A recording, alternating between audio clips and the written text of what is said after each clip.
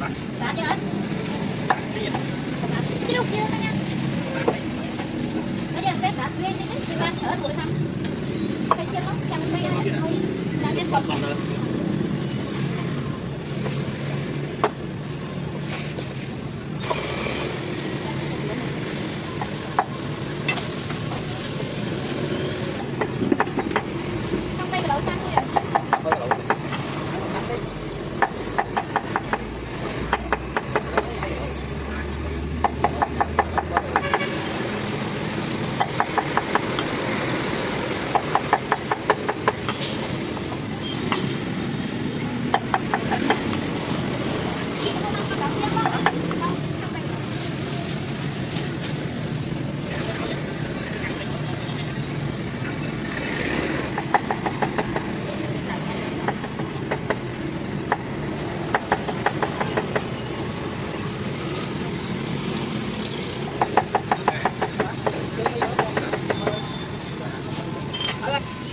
Để chưa không ơi.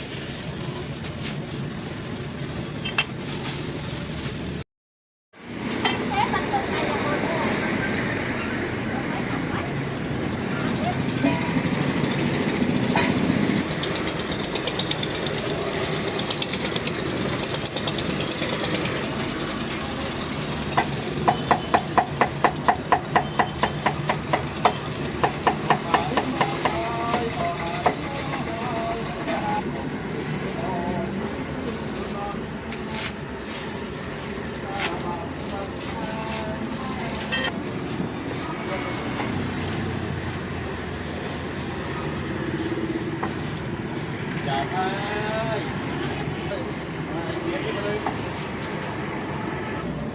Tiếp theo mà.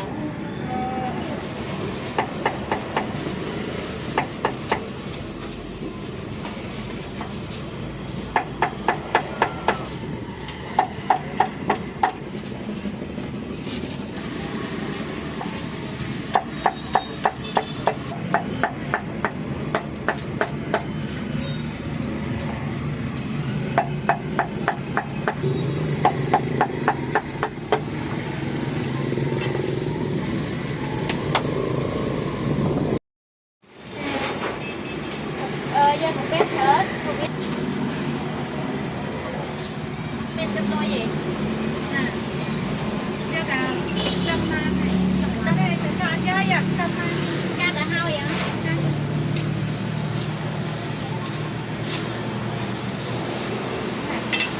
Lên ơi.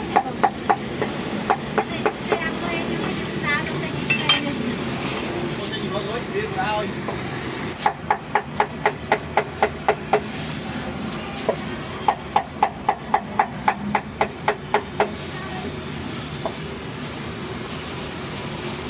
Máu cuốn máu mấy lên đâu ra.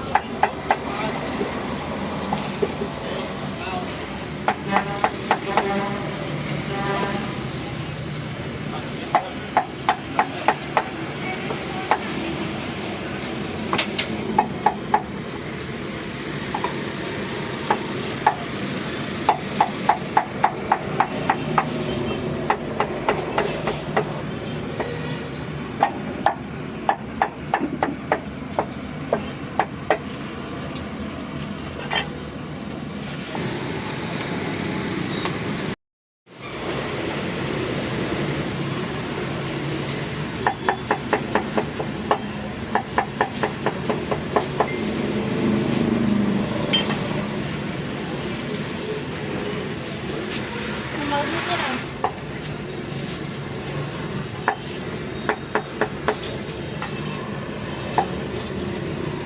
Một vé không yên.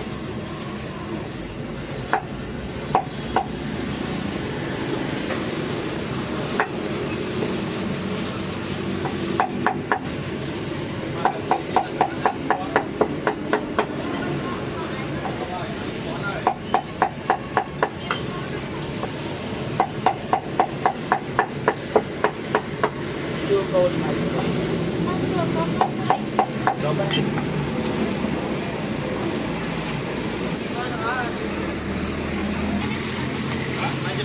Không có không? Cái kìa. Đây, đây, đây. Có ông nào cũng không? Trên đá này. Sạch chứ hả? Cái gì? Chứ đâu chưa đó nha. Bây giờ phép sạch ghê chứ chứ. Vì ban thở đủ được xong. Phải chia mất. Chẳng thấy ai thôi. Đã biết chọn sạch.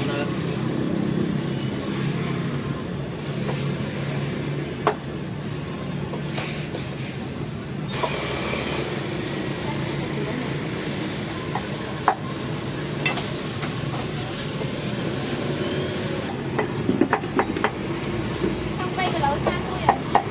Mới cái lỗ.